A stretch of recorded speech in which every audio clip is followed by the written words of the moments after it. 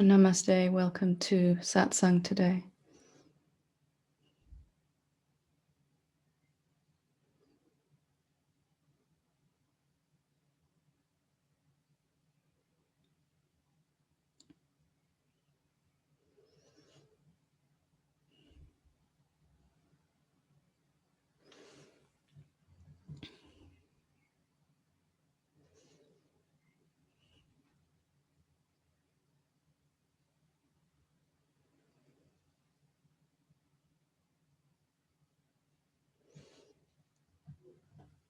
So, Satsang is,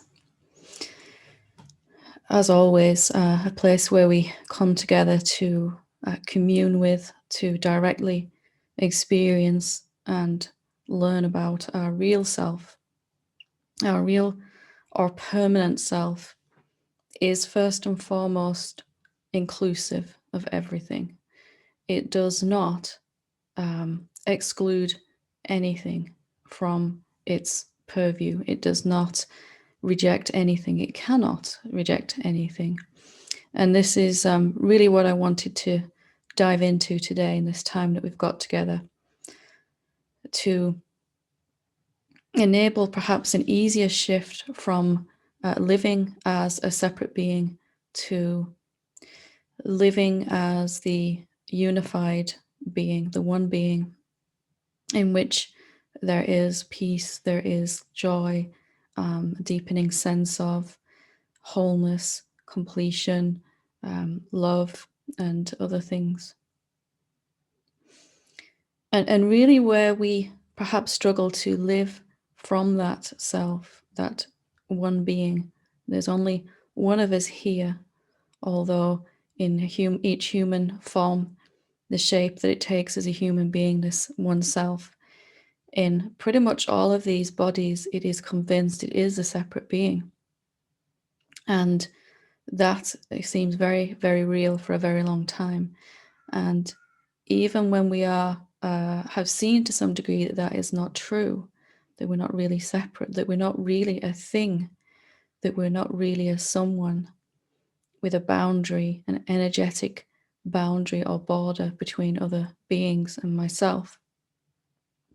It still can be hard sometimes, challenging in those moments to live from that.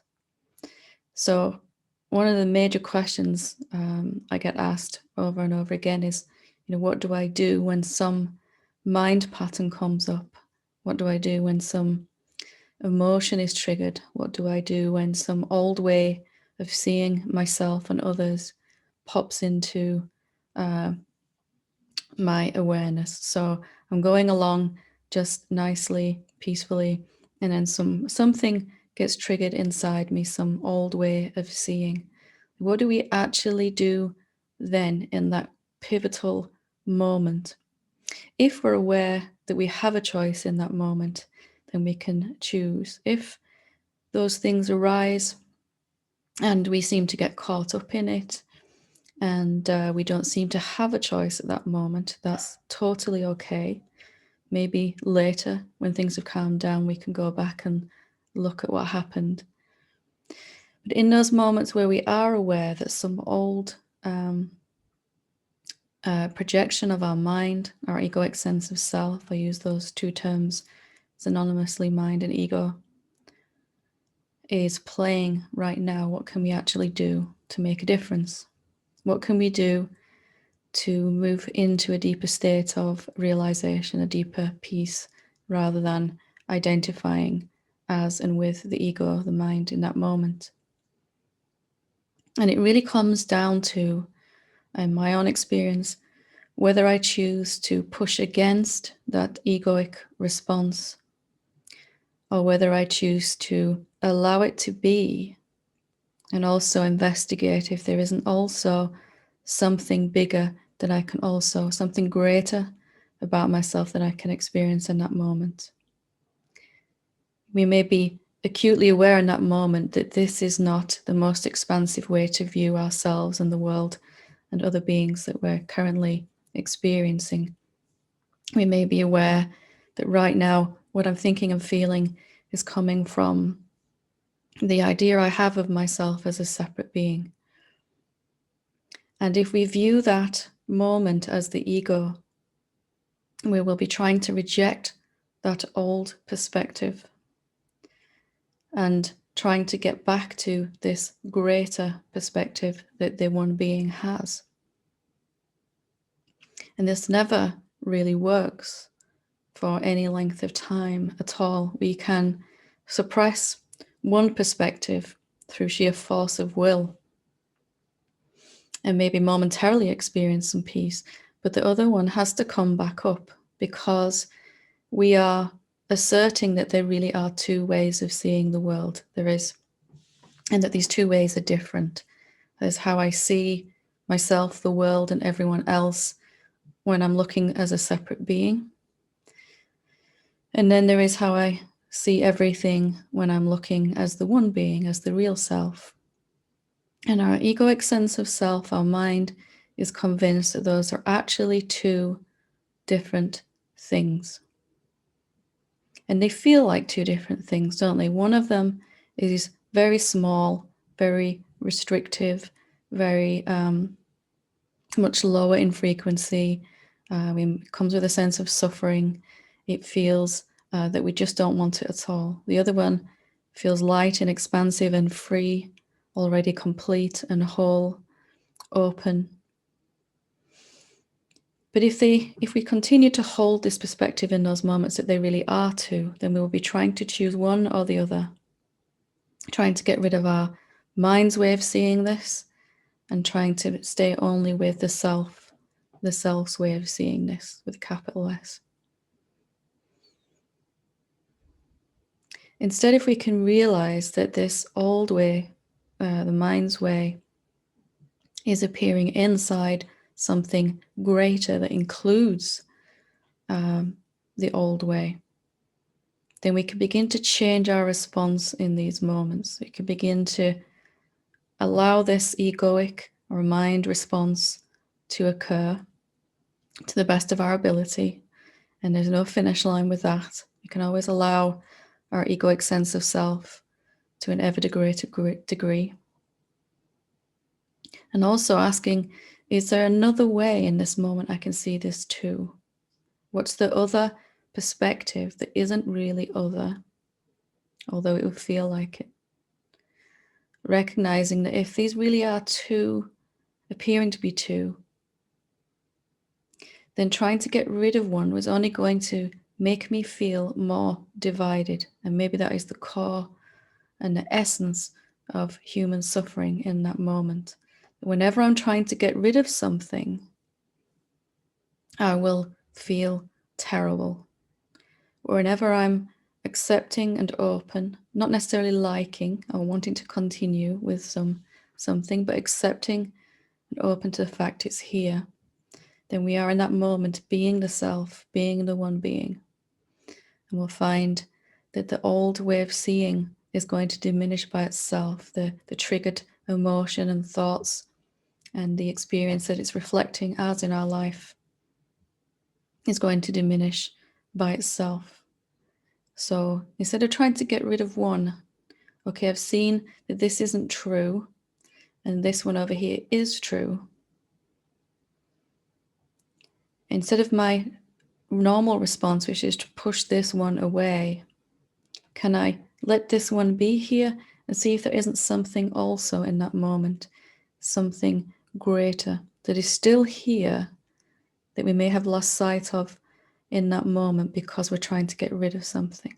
Maybe the very act of trying to get rid of our mind's way of seeing something is the only reason we're suffering. And we're only trying to get rid of it because we think that's the way to get back to peace. When this ego moment that's happening stops and goes away, then I'll be back to peace. But maybe it's when it happens and I let it be, even though I don't like it,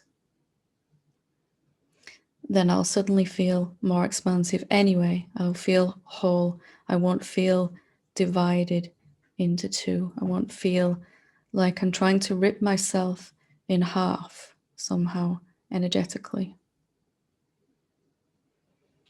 And to really get a sense of this, we can, if this analogy works for you, great. If not, just discard it. But you can imagine for a moment that you're standing on the top of a hillside, looking down over a valley. You've climbed to the top of this hill and you're looking down over a valley. And in this valley, there are towns, there are cities, there are people going about their lives. There's all the day-to-day stuff that goes on. And you're standing in quite a peaceful spot, just looking at all of this going on below.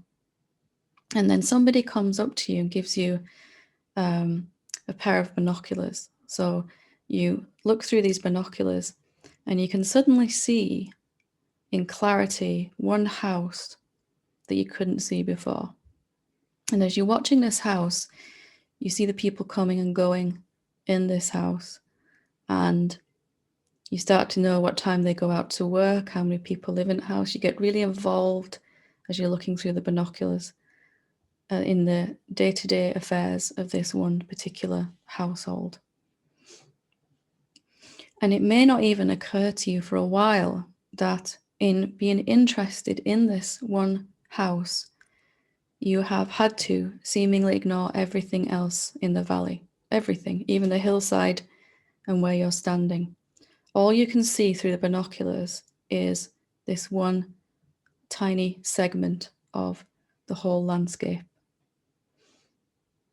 Now imagine that you, for a moment, you took away the binoculars and realized, oh my goodness, there's all of this here. When I don't look through this way, there is the vast panoramic view of the whole valley. And then habitually, you just pick up the binoculars again and you start looking at this one spot again, looking at one perspective, one point in time and space. Is there anything you can do to the binoculars in order to see the panorama, the wholeness of it? You can't, can you? Even if you look and you sweep them all the way around, you cannot see the wholeness at once. Is that the fault of the binoculars? No, it's just not designed to do that. So our mind, our egoic sense of self, is looking from one point in time and space, very fixated on one view. And when we recognize we're missing the wholeness because of that, we have a choice in that moment whether to push away this old view or accept the greater view. And in just a simple remembrance, oh, I'm looking through these binoculars and I can just move backwards, zoom out and see the panorama. I've still got the capability and the capacity to look through them when I want to. But I'm not going to hold on to this idea that these binoculars are actually stopping me from seeing the wholeness. It's my choice whether to be more inclusive in that moment or not. What we're all actually doing is jumping up and down and stamping on these binoculars, trying to squash them, saying that they are the reason we're suffering, metaphorically, of course. So if you just put them down for a while, you naturally switch to a more expansive view. How do you put them down? You remember that you're not seeing the wholeness because of the mechanism you're using. We cannot see the wholeness of our being through thoughts, through emotions, through a perspective in time and space. Cannot see the wholeness at once using the mind. It doesn't make the mind wrong. It just makes it very good at zooming in to one spot from one perspective. It is a mechanism that the one being uses to experience itself from one point in time and space, as if it were a separate being, and to experience itself looking from that perspective.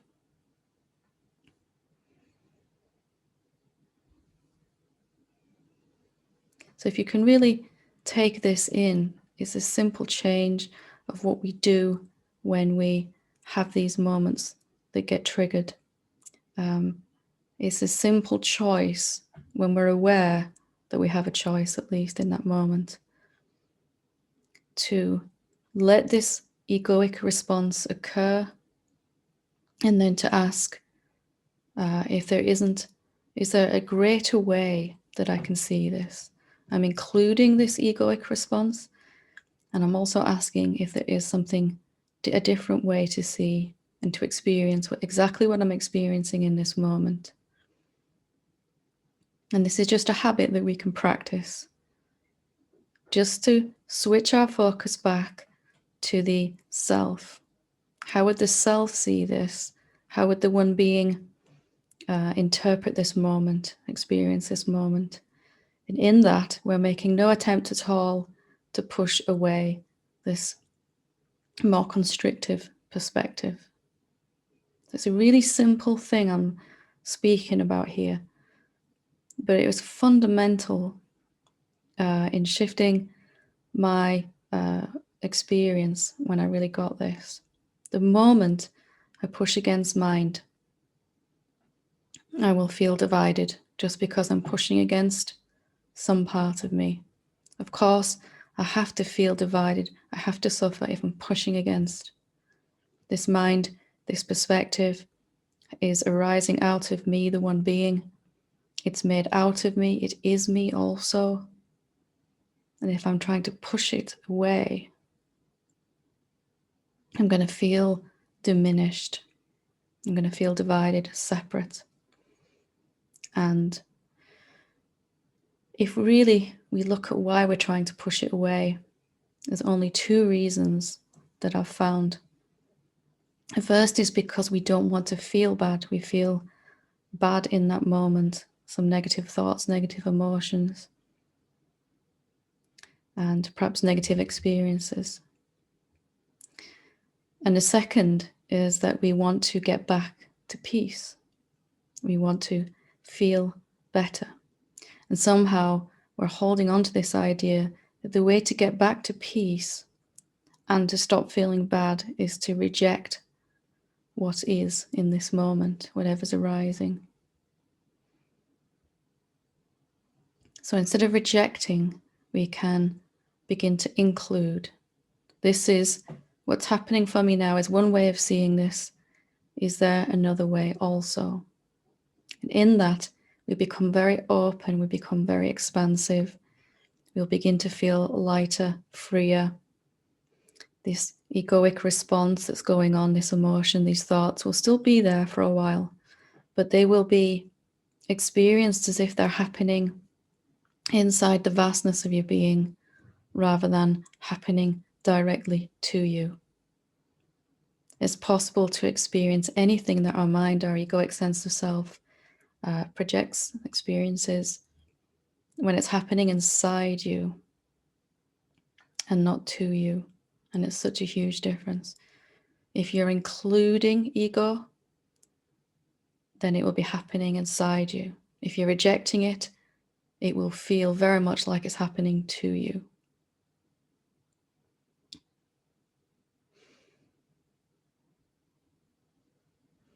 Again, it's a simple thing, but when you really, really grasp it, a simple recognition that I'm never going to find peace by rejecting a part of myself. And just because I've seen that how my mind sees the world isn't the ultimate truth, doesn't mean I have to reject it.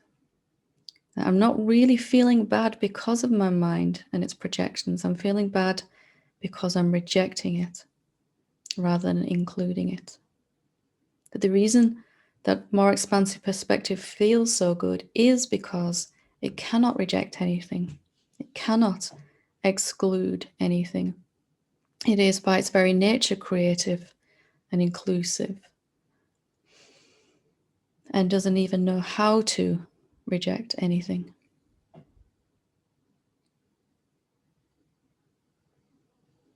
So you end up on this hillside with these binoculars hanging around your neck, and you can use them if you want to. You might choose never to use them again. You might use them every day when you go to work, or you might look through them all the time. But either way, you're at peace. You can use the mind when you want to, when you need to, and when you're not needing it, it falls back into silence. It falls back into stillness. It will form itself back together again into a thinking machine when you need it. And that will happen without you even having to do anything. Thoughts will happen and then it will just fall back into the silence. Mind wants to rest too, but it cannot do that if we're pushing against. Hope you can sort of feel this inside. And what I'm really talking about is love, isn't it? Love is acceptance. Love is inclusion. The self, love, it's all words for the same thing. Yourself.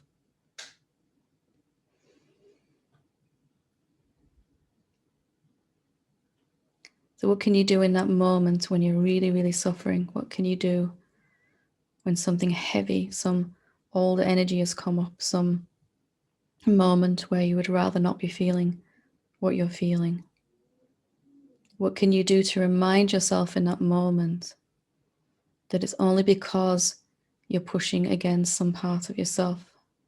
What can you do to remind yourself of the question, is there also another way to see this that includes this perspective I'm experiencing, but is bigger? Maybe you can write it down somewhere, you will see it. Maybe you can ask a friend to remind you. Maybe you can ask someone in the Sangha to help you remember. And maybe if you don't remember, you just don't blame yourself for that. We all have times where our egoic sense of self pops up and we push against it with everything we have. If that's happened, doesn't matter. Maybe just look at it next time or later and see, yes, I was pushing. I really didn't want to feel that. Again, maybe it's not the thoughts themselves or the emotion that you're feeling. Maybe we can feel fear, shame, guilt, unworthiness, despair, anger, all of these things, and they don't actually cause us to suffer in their essence. Maybe it's our rejection of them, which is going against what the self is, what the one being is. It is about as anti-self as you can get, rejecting something, pushing against. And yet, all of humanity does it for some reason. Somehow, we've got this message that that's the way to peace, that's the way to freedom. And it would be good if we could examine if that's really ever worked for us at all. It never did for me. It only made me feel worse. And then when I stopped rejecting these things, I found to my surprise that they passed very, very quickly, sometimes minutes, sometimes seconds. It would have lasted hours, days before. And most importantly, however long they lasted, I wasn't suffering. I was free right there by including.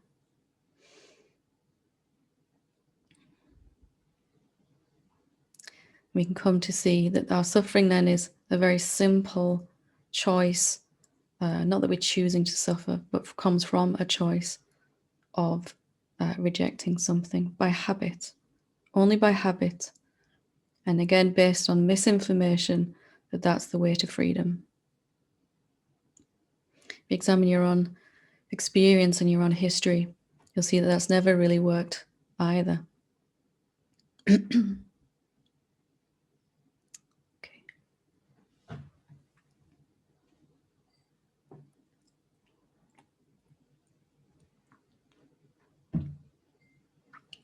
Okay, so I see we have a hand up. I have 4 questions emailed in. I'll see if I can get through at least 1 or 2 of them, and then I'll take the hand that's up. So if anybody else would like to ask a question, feel free to raise your hand. We'll see how many we can get through. So I'll take these 2 first. Dearest Helen, I wonder how one can distinguish between ego talking, spoken insights, or telepathic messages from other beings. I have a feeling that all of them could exist, but I don't know what it is that I'm receiving. I get into conflict with the meaning of let the thoughts or words be here. When should I pay attention, and when should I let the thoughts or words just pass through or zoom out? With great love and appreciation. Well, any information that is coming at us, to us, whether it's coming from our own body-mind or from some other body-mind vehicle, how do we know what's important? How do we know what is to hold on to or to examine, and what is to be rejected? And from my perspective, there's really no difference between ego talking or from somebody speaking to me or from a telepathic message from another being, in that I would handle those based on how they feel inside me. So however it comes to me, I would feel out the vibration of it. And if the vibration is very, very low, if it makes me, my body feel diminished when I experience it to any degree, I would tend to discard it. And that's whether it comes from my own body or anyone else's. And if it had a higher frequency, it felt fresh and new and exciting, like an aha moment, an epiphany, I would want to look at that, spend more time with that. So I'd suggest that that's a helpful way, because even someone sending you a telepathic message doesn't necessarily mean it's good for you. There are beings that can do those things that haven't had any awakening at all, and that message still may be not in your best interests either way. And that goes to whether they currently have a physical body or not. So I'd suggest not worrying so much about where it comes from and just feeling it out inside. How does this feel when I take this message inside? And your body is so good at telling you this in that moment. If you listen to your body, sometimes it might give you a sense of excitement or goosebumps or some sense that this is exciting. Sometimes it will make you feel, it will make the body feel diminished, lower, more tired in that moment. Your body will give you an instantaneous response. And I suggest sorting through those and which ones to look at based on how it makes you feel, because your body is not ever going to lie in that way unless we're believing some thoughts. So before you, if you feel something and it feels lower, just check out, am I resisting this? Is this why it feels bad? Is this something I need and I'm resisting it? I don't want to hear it, or I don't want to take action on it. It's something I need to do. If you ask that question and you still feel the same inside, still feel lower, then it's not resistance. It can be discarded. So hope that helps. I'll just do one more and then. Dearest Helen, I don't have many friends by choice, I think. I rarely feel like socializing, as I enjoy my own company and my husband is my best friend. However, I do enjoy therapy sessions with clients, as my energy levels feel boosted when assisting others and the parameters of the relationship are clearly defined. But something prompts me to share that maybe I have a belief that is blocking me from enjoying and being energized by socializing with others. I tire easily, and I find being around others in a social setting quite effortful. I seem to sense more the invisible energy current in a room, and I find it confusing and can become really ungrounded. If I bump into someone that I know, it can sometimes really send this nervous system into shock. Even an unexpected FaceTime call from family can be too much. I've explored a lot of the information about empaths and I tick all the boxes, but I feel that as the pure light of awareness, we are only limited by the beliefs that we harbor. I feel fine with the way life is expressing itself through me, as I've dedicated my life to connecting with truth and I trust the natural flow. But I also like to check that a limiting belief is not constricting this life experience. Paradoxical, I know. Any insights that come through you would be greatly appreciated. So much love and gratitude to you always. So I found myself in a very similar situation with my own awakening. And it really came down to the difference between necessity and preference in that moment. So if I prefer to be on my own and spend time on my own, that's great. And perhaps a lot of us don't mind being alone in a room like this. That's great. But if we feel that we begin to suffer when we are around other beings, then there is some belief in the way. First and foremost, the idea that there are other beings. That's the core idea that causes the suffer. It's natural as an empath or somebody who is sensitive to energies that you would take on experience, pick up on other people's energies. And there's nothing wrong with that per se, except for when we're really holding this idea, our awakening is deepening, but we're still holding onto this idea of other beings. So if you're in a room with 10 human bodies, that's not the same as being in a room with 10 other beings. There's a huge difference energetically.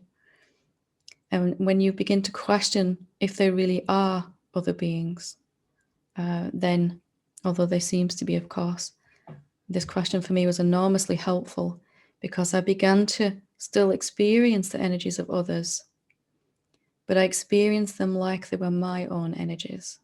I didn't, when I felt fear or some lower vibration in my own body, I didn't have the same response as when I was feeling it from others. And when I began to check out if they're really separate to me, this core idea that we're still believing to some degree because it's so pervasive, that I'm here and this other being is outside of me, then the very same fear energies I would feel, and it would seem to be attacking me, diminishing me in a very profound way. So you can switch this over by questioning if they're really separate to you. Separate bodies, seemingly. It looks like a body. Is it really, actually? And then you can experience the energies of those beings around you, but they will have the same effect as your own energies. You don't suffer from your own energies. Why should you suffer from anyone else's energies? Feel them, experience them, check them out, and then let them pass straight through you as the awareness, which isn't separate to that other being. So I hope that gives you a a way forward with this. It's a very common question. And even having contemplated and come to see there are no other beings, you still may prefer to sit by yourself, but that's absolutely fine, as long as when you do have to go to the train station or the supermarket or Christmas dinner, you're not sat there suffering. You can choose then without making it a choice based on not wanting to suffer. So I think you find, if you check that out, there's just a little belief in these other beings.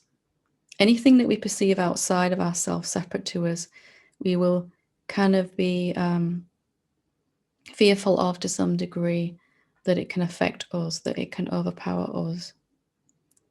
And really, the only reason we're suffering is not the energies themselves, as we were saying before. It is the core belief that this being is separate to me and therefore can have an effect upon me. If this body-mind vehicle is appearing inside me, how different would that be then in your experience of that being? Okay. So we'll go to Jay when you're ready. Hi, Helen. Thank you for the satsang. You're very welcome. Seems like you come to a satsang and you're speaking to exactly what you've been experiencing. Funny how it works like that, isn't it? So I wanted to know, based on trying to encapsulate pretty much the same thing you were saying in different ways. today.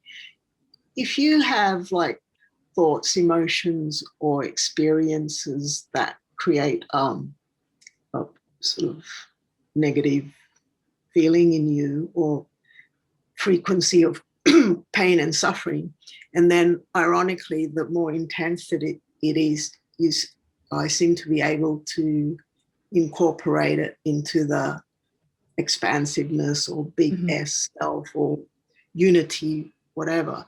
But at the same time, I'm aware of that pain and suffering within my oneness. So, which is sort of a bit of a rubbish feeling at times. So, is it just because you feel that the mere fact that you're aware of that discomfort within you still indicates some sort of separation? Yeah, it's the necessary first step to really transcending some idea, some belief that's resulting in some negative emotion or reflecting of some experience we're having. It is to begin to include it, as you said, allow it to whatever degree we can, and then we begin to experience it differently. We may not be suffering. We may be aware there's a lower frequency going on within us, but not outright suffering from that. But then naturally, the compassion of the self is going to want to lift this frequency to a higher level, to examine what the idea is that is still being believed by some part of our being. So we become more inclusive, accepting of our egoic sense of self and all its ideas. And then naturally those ideas come up to be examined so we can dissolve those frequencies so that the mind, the ego, can come back to rest as well.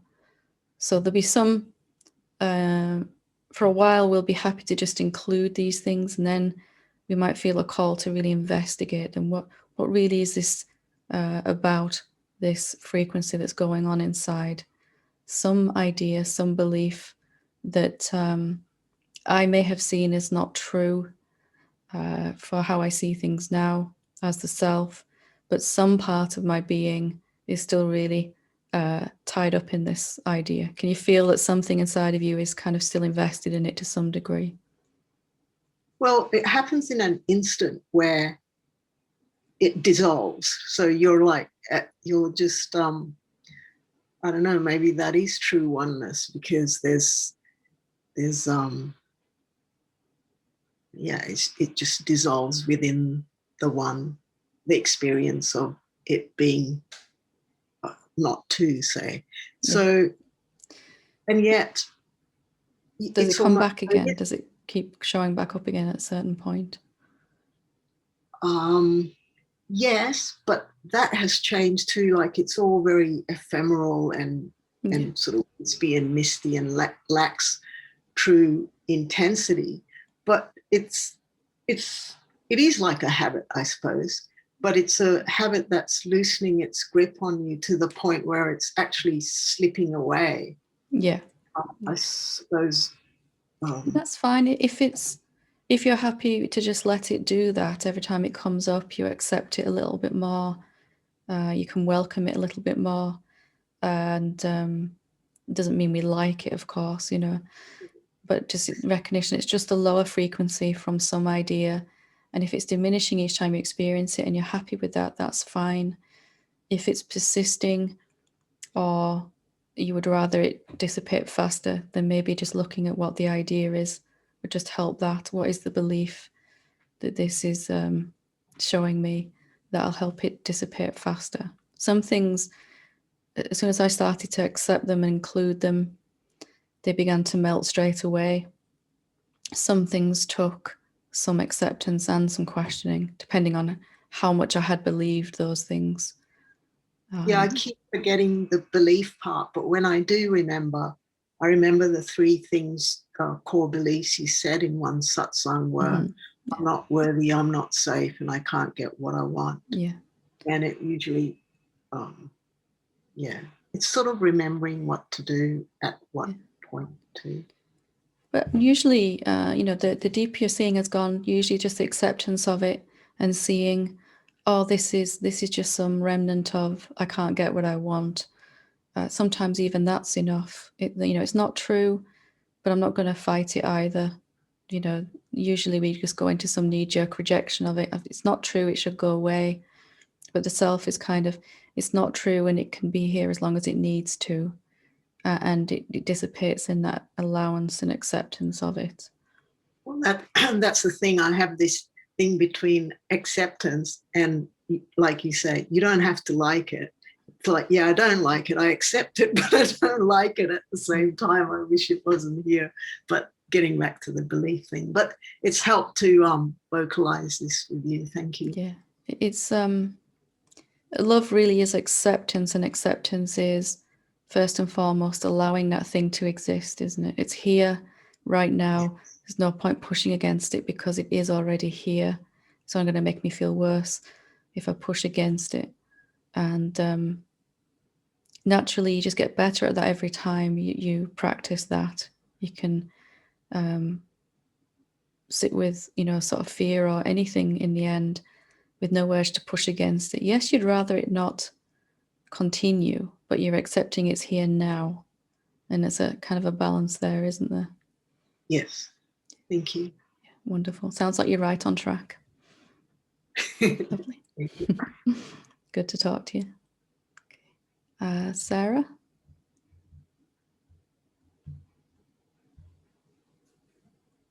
Whenever you're ready, Sarah. Yeah. There we go. Hi, Helen. How are you? I'm good, thank you. How are you? I'm very well. So just now while I was listening to your talking, it came to me that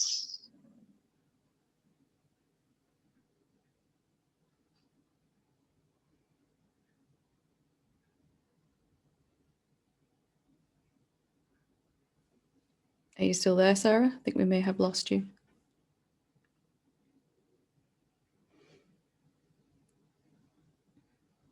Nope, I think we have lost connection with Sarah. Okay, so if there aren't any more questions here, I will go through one of these emailed questions. Oh, Zoe, yep, whenever you're ready. Thank you, Helen. Hi. Yeah, this is exactly what had come up for me to ask you what you're talking about. So I had a situation where there's a seeming other person just speaking all this doom and gloom, and I just said, I don't want to hear anymore. And then I thought, am I resisting it? And yeah, so that was exactly what you're talking about. That where you said discard it if it doesn't feel, or was I resisting it in that situation? So thanks. And it might be both, right? It might be that I'm resisting this and this isn't the right thing for me. It might be both of those in that moment, but there'll be a clear urge to just move away from this being very, very gently without any suffering on your part if it is not the right message for you, or the right, if that being is not the right frequency, doesn't match with your frequency anymore, let's just say. You can sense of, I'm resisting this because I think it might affect me or might overcome me or something. As I stop resisting, this sort of gloominess will just kind of pass through me, won't affect me. Only if I'm being a person, a separate being, can it impact me. It's just going to pass through my emptiness and out the other side. But I also might make a choice out of love and respect of my own body mind to maybe limit my exposure to that being in a very, you don't have to say anything to them outright, just a choice vibrationally. Yeah, so kind of sometimes you get both. That might be what you're having right with this particular being. Yeah, I think you're absolutely right. A little bit of both. But if I don't want to listen to something, I can just say something. Yeah. Yeah. It comes with a deeper seeing and self-respect that perhaps this being isn't ready to hear how I see things, doesn't want to even hear how my new way of seeing things, and that's fine. I respect their experience, but I also respect my experience, that I don't necessarily have to spend time around this being if I can't do anything to help them and they're very insistent on one particular mindset, then I don't have to I wouldn't want to subject myself to that. It's not helping anyone. You sort of get the idea. It's less and less possible to do that anyway. More and more there's just this deep self-respect of your own body mind vehicle too. Like, what's the best way to help this being anyway? Is it to stay around them and feel very, very frustrated and the strong urge to run away the more time I spend with them? You know, is that really helping anyway? Okay. Perfect. We've all been there, right? We've all been in that situation. So thank you. Thank you. Lovely. Okay, well, Sarah, we'll try one more time if you are ready. Hi, Helen. Sorry, I lost my connection just No now. worries. Yeah, so I was saying like just now while I was listening to your talk, these days it happens to me more often, like all these insights start to come to me like first time information. Could you just speak up a little bit for me, Sarah? I'm struggling to. Okay. Yeah, thanks. Yeah, sorry. No problem. Yeah, I'm saying like I start to feel we are the background. We are the background of everything. So like this kind of information will start to come to me like first time, rather than I listen, I read, I quote from other people. But like this is while I get up, I walk, all these insights like they keep coming to me, and it does make me feel good. So my question is, I have two questions. So the first one is, what do you say about people's eyes? Like, when people look at each other, or when we get affected by other people, it always comes to like, when we look at each other, look into each other's eyes. And that's also kind of like the way how we get lost into each other's stories or context as well. It's like the doorway, I don't know. Well, I think more important than the eyes is the energy. Maybe our eyes tend to reflect the energy field from which we're coming. So maybe that is what you've correlated with the eyes.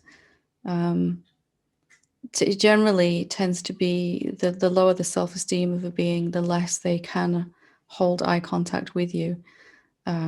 So maybe you can tell in that way, but I think more important is to focus on how that particular being makes you feel. If you're open, if you're light, if you're free, then spontaneously you'll feel some kind of resonance or lack of resonance with the particular being that will probably tell you more useful information. Yeah. Another question is, what do you think about the book called Tao Te Ching, like the Tao of things? What do you say? Like, I don't know. Like for me, it's like I start to feel I have more clarity as to like where this river is going towards. Like it feels like you see the future as well. So like you see the Tao of your own path. If you tend to it's not that you're seeing the future, but the more you have recognized yourself, the more you can see the ways that the energies are going in manifestation. And generally the energies of manifestation are moving towards more, where there's no thoughts impeding the manifestation. So you can see manifestation in our life as our life is always expanding into more peace, more love, more joy in here, more abundance in all the ways it can show up out there as our life. And you can sense, so let's say if you have two ways forward in front of you, you can literally feel your way, which one of these feels better and feels clearer. And it might not necessarily be the logically right way, correct way, but there's just some sense that this is important. I should go with this one, even if it doesn't make any rational sense at the time. So there is a flow to it. There is a Tao to it, to life. And you become more and more in tune with those energies, which we have always been, except that the belief in being a separate being, the belief in not being good enough, all of that has dampened our ability to feel these energies and to find, it's like from whatever we want, there's a path laid out in front of us that is a path of least resistance to that thing, whatever outcome. And you just become more able to sense that. You've probably noticed that anyway. Some openness to the way the manifestation is going.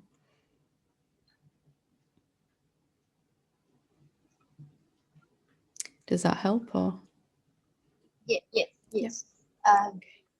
Good. Do you feel some people are more familiar to you than others? Like you've been knowing them before. I'm struggling to hear you at the moment. Sorry. Could you repeat? Sorry. I mean, yeah. Do you feel you are more familiar with some people than others? Like you've been knowing them before. Yeah. The being intuitive, it's not like a light bulb goes on over someone's head, but an energetic light bulb sometimes of this being is important in my life right now. This person is who I should work with. Some sense of it somehow, a knowingness inside that is just harder and harder to ignore. We've had that our entire life. We've just mostly overridden it and ignored it, and gone with the logical choice. So lovely. Thank you very much for your questions. Hope that helps. Okay, lovely. So we will leave it there for today. Thank you for your sharings and your questions. So again, just reminding the simple choice in any moment is whether to reject or whether to include, and that is becomes a habit like anything else at all. So thank you.